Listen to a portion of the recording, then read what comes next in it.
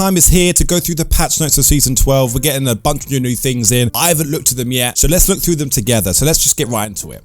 So we've got Mad Maggie. Look, listen, we all know about this. We all know what's going to happen here. A ball that releases speed boosting pads, a riot drill, which is going to absolutely decimate Gibraltar, and we know about the limited time mode control. I really want to get into the gritty parts of the patch notes. So let's have a look at the Olympus. So we've got new interactive map toy. That's where the trailers have been, with the battle pass with the circle. So that drops loot similar to Mirage's ship, similar to the loot drones that fly around the World's Edge map.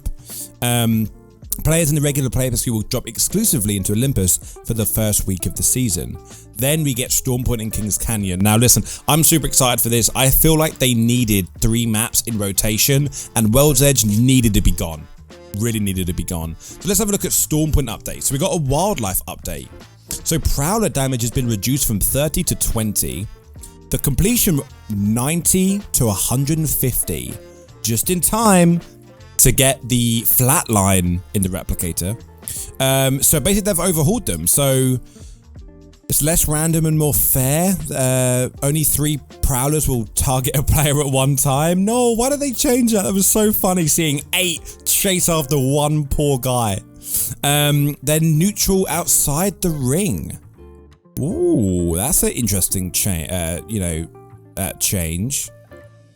Prowler den spawns are disabled when there are 2 teams inside of the same nest. I like that. I like that. Gave a slight increase to higher tier consumable drops. That's good. Right, dropship pathing.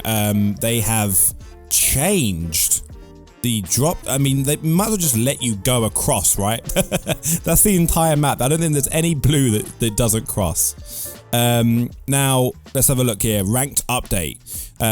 Racking up kills is the vehicle to get you there. So last season we made changes to open up flexibility by compensating players with high kill counts. After observing the pacing of high-level ranked games, we saw players were focusing on seeking out kills a little too much. Players that focus on fighting for higher placements and team play should be more faithfully awarded. Sorry, I don't know what happened there. So now the max KP has gone down from 175 to 125. Interesting. Have the points awarded per place stayed the same? So interesting. So basically you're not going to get as many kills when you are essentially hunting people down, which is really interesting, because now we're going to see that weird part where you're trying to decide if you should push or fight the team. You're always going to be pushing towards the circle now, which is a great move. I don't think ranked should be about getting kills on kills on kills, because whilst Apex Legends is about kills, the whole point of Apex Legends is to get a high placement. I always thought this is a really bad change. I hope no one listens to this, but I always thought it'd be funny to make it so to go up from plat to diamond or silver to bronze to silver, you have to win your game. So you sit locked in and you have to win to go up that tier. I think that'd be a really interesting change. Not one that I'd like anyway.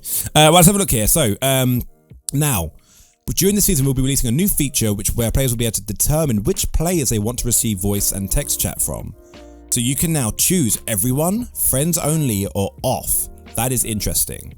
Obviously, guys, we know this. You get Octane first, then you get Watson and Valkyrie. If you already have Octane, you just get 3 packs. If you already have Watson, you get 3 packs. And if you have Valkyrie, you get 3 packs and 1 legendary pack.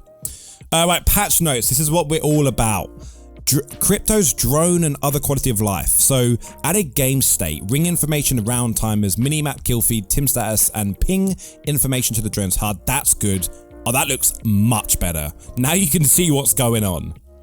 You can now display it in. Oh, okay. So you can now see where the servo beacons are more clearly. Fair enough. So you can now, the Neuralink detection FOV is increased by a ton, by almost 100.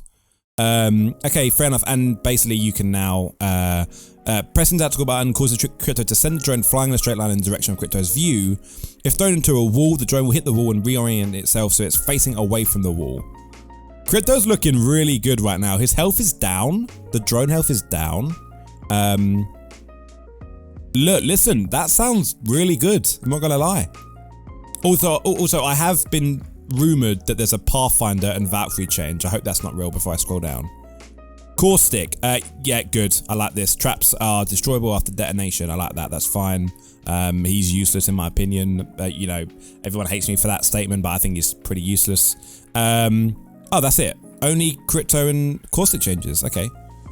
The Alternate SMG returns to the ground this season, taking place as a powerful mid-range Volt. Very excited for this. The Alternator is a great fun gun to use. Whether or not the reason why I liked it in the care package because A, it sounded scary, but B, it gave the R99 a good place. So now we've got 2 light guns on the ground with the flatline going into the replicator. You're now looking at the Alternator, the R99, and the R301 all on the ground loots. It's going to be a light ammo season. Pop-ups, kinetic feeder, sliding with a triple take, or Peacekeeper significantly speeds up choke time and automatically reloads rounds. Great. No one tell any TTV race that, okay? Hammer point rounds, P2020. Yep, I'm glad these are back. I'm going to be jumping on this at 6 PM GMT tomorrow when I go live on YouTube. I'm going to be using the hammer points only. Okay, shatter caps. Yes, you can't toggle them on off, but it's been reduced. I've seen that. That's okay. Triple take damage, projectile growth from bullets. Damage reduced from 23 to 21. VK47 flatline reduced the damage, but that's obviously also in the replicator. The Rampage damage has been reduced from 28 to 26. Ain't no problem with that, that's for sure.